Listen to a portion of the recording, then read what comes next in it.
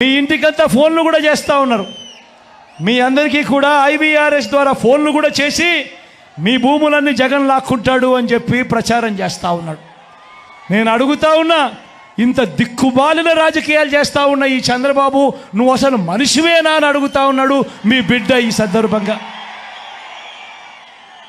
మీ జగన్, మీ బిడ్డ భూములు ఇచ్చేవాడే కానీ భూములు లాక్కునేవాడు కాదు మీ బిడ్డ. అసలు చంద్రబాబు నాయుడు అడుగుతా ఉన్నా, అయ్యా అసలు నీకు ల్యాండ్ టైటిలింగ్ యాక్ట్ అంటే ఏమిటో తెలుసా చంద్రబాబు అని అడుగుతా ఉన్నా. అసలు ల్యాండ్ టైటిలింగ్ యాక్ట్ అంటేనే దాని అర్థం ఏమిటి అని అంటే, భూముల మీద సంపూర్ణ హక్కులు రైతన్నలకు ఎల్లవేళలా ఉండేట్టుగా ఒక యాక్ట్ చేయడమే, దాన్నే ల్యాండ్ టైటిలింగ్ యాక్ట్ అంటారు చంద్రబాబు. ఫస్ట్ అది తెలుసుకో అని అడుగుతా ఉన్నా. ఇవాళ ఇదే పెద్ద మనిషి చంద్రబాబు నాయుడు గారు చేస్తూ ఉన్న తప్పుడు ప్రచారాలకు ప్రతి ఒక్కరికి తెలిసి ఉండాలి. కాబట్టి ఈరోజు మీ అందరితో కూడా ఒక 2 నిమిషాలు దాని గురించి చెబుతా. ఈ ల్యాండ్ టైటిలింగ్ యాక్ట్ అన్నది రాబోయే రోజుల్లో ఒక పెద్ద సంస్కరణ అవుతుంది. ఎందుకనంటే ఈరోజు ఏ భూమి ఎక్కడ కొనాలనుకున్నా కూడా ఆ భూములన్నిటిలో కూడా ఈరోజు వివాదాలు ఉన్నాయి. ఆ భూముల్లో ఎక్స్టెంట్ అన్నా తక్కువ ఉంటుంది, సబ్ డివిజన్ అన్నా జరగకపోయి ఉంటుంది, సర్వేలన్నా జరగకపోయి ఉంటాయి, రికార్డులన్నీ అప్డేట్ కాకపోయి ఉంటాయి. వీటి అన్నిటి వల్ల భూ వివాదాలు పెరిగి ఇవాళ రైతన్నలు, ప్రజలు అందరూ కూడా కోర్టుల చుట్టూ తిరిగే కార్యక్రమం, అధికారుల చుట్టూ తిరిగే కార్యక్రమం జరుగుతూ ఉంది.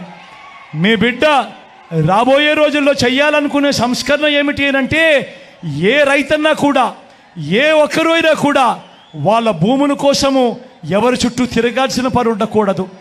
ఏ కోర్టుకు వివాదాలకు సంబంధించిన ఏ కోర్టుకు వెళ్లాల్సిన పరిస్థితి ఆ భూముల మీద వాళ్ళకు సంపూర్ణ హక్కులు వాళ్లకు కల్పిస్తూ, ఆ భూముల మీద ఏదైనా వివాదం ఉంటే ఆ వివాదాన్ని గవర్నమెంట్ గ్యారంటీ ఇస్తూ, వివాదం లేదు ఈ భూములు అని చెప్పే ఒక సంస్కరణ తీసుకుని రావాలని మీ బిడ్డ ఆలోచన. మీ బిడ్డ ఆలోచన ఆ భూముల మీద ఏదైనా వివాదం ఉంటే ఆ వివాదానికి ఏకంగా ఇన్సూరెన్స్ కూడా చేసి ఎటువంటి వివాదము కూడా ఉండకుండా చూడాలి అనేదే మీ బిడ్డ. టైటిల్ ఇన్సూరెన్స్ కూడా చేసి ఎటువంటి వివాదము లేని టైటిల్స్ ప్రతి ఒక్కరి దగ్గర ఉండాలి అనేదే మీ బిడ్డ లక్ష్యం. కానీ ఇది జరగాలి అని అంటే మొట్టమొదటిగా జరగాల్సిందేమిటంటే, రాష్ట్ర వ్యాప్తంగా జరుగుతూ ఉన్న సర్వే పూర్తి కావాలి. 100 సంవత్సరాల తర్వాత అప్పుడెప్పుడో బ్రిటిషర్లు సర్వే చేశారు. దాని తర్వాత ఈ దేశంలో కానీ ఈ రాష్ట్రంలో కానీ సర్వేలు మళ్ళీ చేసే పరిస్థితి లేదు.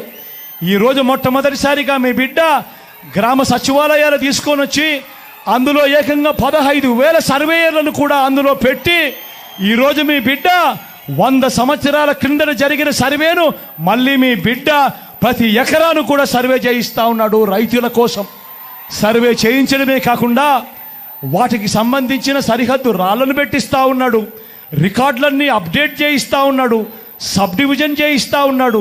చేసి ఆ రైతన్నలకే హక్కు పత్రాలను ఎక్కడికి పోకుండా పదిలంగా రైతన్నలకు అందేట్టుగా చేస్తూ ఉన్నాడు మీ బిడ్డ. ఇవన్నీ కూడా పూర్తయిపోయిన తర్వాత కానీ రాష్ట్రంలో 17,000కు సంబంధించిన రెవెన్యూ గ్రామాలుంటే ఇప్పటిదాకా 6,000 రెవెన్యూ గ్రామాలు మాత్రమే పూర్తయ్యాయి. రాబోయే 1.5-2 సంవత్సరాలలో పూర్తిగా 17,000 గ్రామాల సర్వే కూడా పూర్తయిపోతుంది. ఆ తర్వాత ప్రతి రైతన్న దగ్గర, ప్రతి ఒక్కరి దగ్గర వాళ్ళ భూములకు సంబంధించిన పక్కా రికార్డులు ఉంటాయి.